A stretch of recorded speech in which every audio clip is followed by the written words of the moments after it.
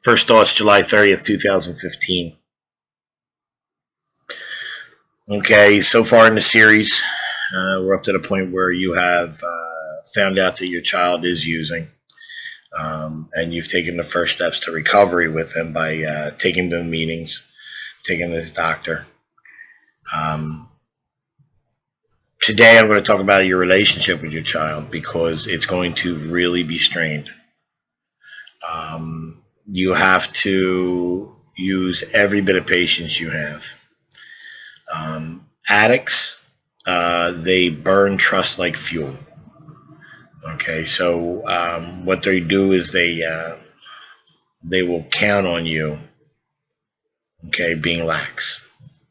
They're going to count on you not checking up, and that's what they're hoping for. And if it works, they're going to do it more and more and more. Even in high school, because this is where it all starts, even middle school, when you have a child that's sleeping over, and I always did it, and my kids were embarrassed by it, but I would be like, I would call the other parent. Now, that sounds like duh. But as your kids get older, we kind of slack off of that.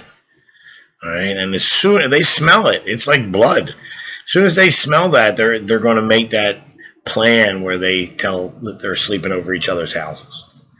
And then they're going to go out into what they call the pit here in Pittman or wherever you're at. And they're going to go use drugs and have the opportunity to get as effed up as possible without any consequences, they think. You are going to start out with the best intentions of speaking to your child and giving them a lecture of some sort. But along the way, you're going to lose your temper and you're going to begin to rage because this is a very horrible, horrible thing. And for most of us, I'm 51 years old. Most of us in my generation grew up with, Beretta and Starsky and Hutch and the cop shows that constantly showed the seedy, heroin-induced culture. And it just was something that in our minds was that's, you don't kill people because you don't want to go to hell. And, you don't go to a neighborhood that sells heroin because you don't want to die. Something like that. Okay. Your kids don't feel that way. They've been beat into acceptance of everything. And that's what happens. If everything's, well, it's, poor guy. There's something to be said on both sides with that. But I'm talking about you and your kid. Your kid's going to hate you. Your kid may absolutely hate you. Okay, because you're invading their privacy, you're stopping their high, and you're no longer enabling. You have to be extremely strict with this. What happens most times is, we find out about it. We go to the meetings. We find a detox rehab facility, and we send them there. And we visit them on the weekends. And you see them mature. You see them start to become themselves again because they're away from the influence and the availability of the drug that's taking your child. And what happens is, you are lulled into this confidence that your kid's back. He's cured. All right. I did the same thing when I got diagnosed with diabetes. Okay. I took the medicine for a while. Okay. And as soon as I felt better, I was cured. So I didn't take the medicine anymore until I ended up with 8 days in the hospital with pancreatitis. All right. Hey, I gotta get knocked over the head too to realize stuff. Okay, but I never experienced heroin. I never experienced crushing and snorting an opiate. I have used them because I've had injuries and illnesses throughout my life that have been catastrophic, and I've had to use painkillers or not painkillers. Let's say pain pills. All right. This is not the time to be your kid's friend. Okay, in my house, we have a policy, and if it ever slips up, it's all my fault because I didn't, enforce it that day. But if your addict comes home and is under your roof again, which is probably going to happen because they're going to be penniless and in debt, okay, you have to first of all, don't give them a key. Mm-mm. Don't give them a key. Lock the windows and the doors. And in the middle of the night, if you see your kids gone, lock the windows and doors. Make them sleep on the front porch if they have to. Okay, don't think, and that's what the thing is. They think they're cunning and they're crafty, but they're not.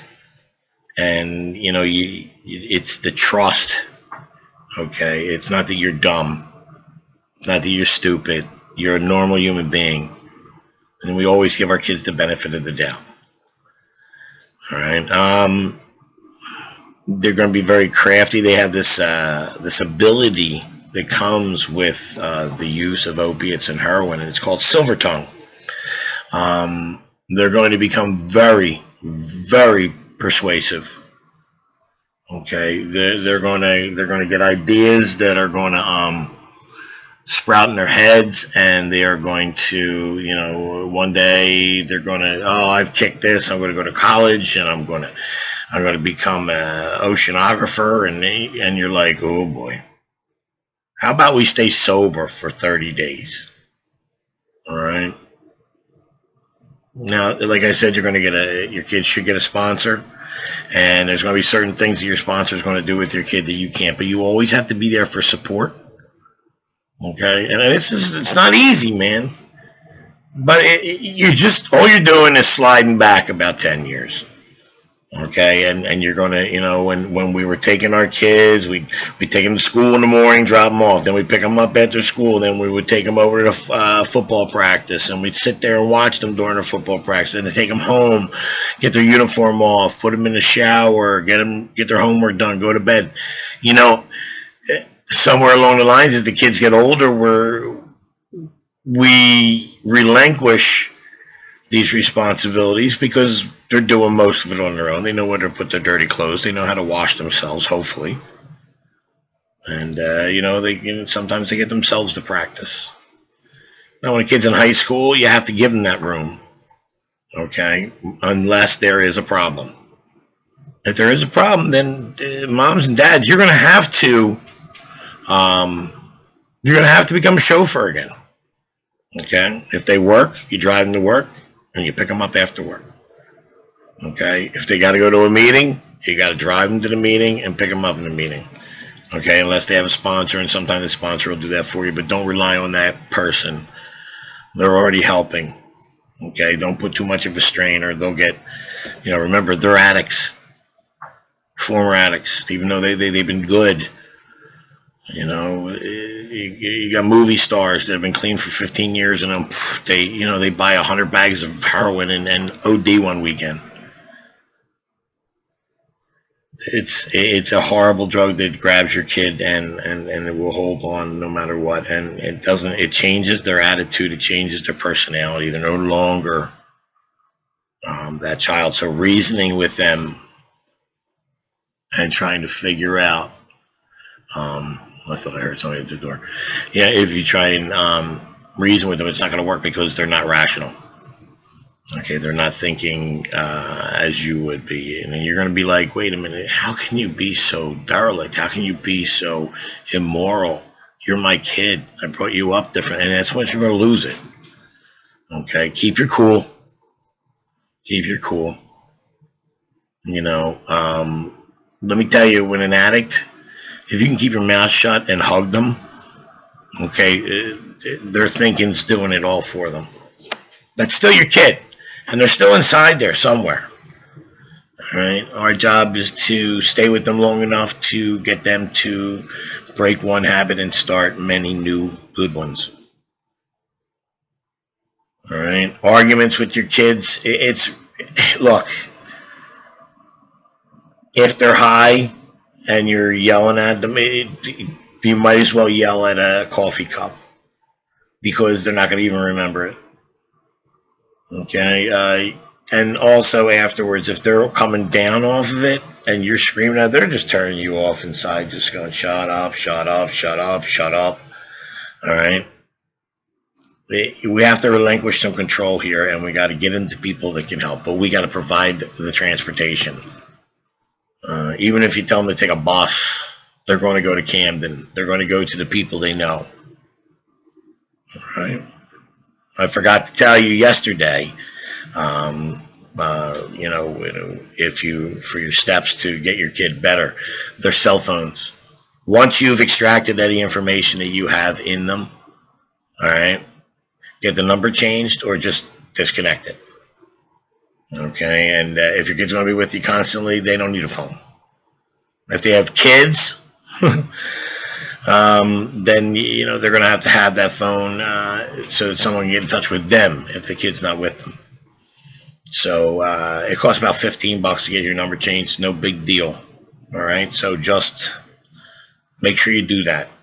All right, and then if it's the same phone, you take the phone and you delete any number you don't want in there. Okay, and then restart them up with your number in there, your spouse's number in there, siblings' numbers in there, and that's it.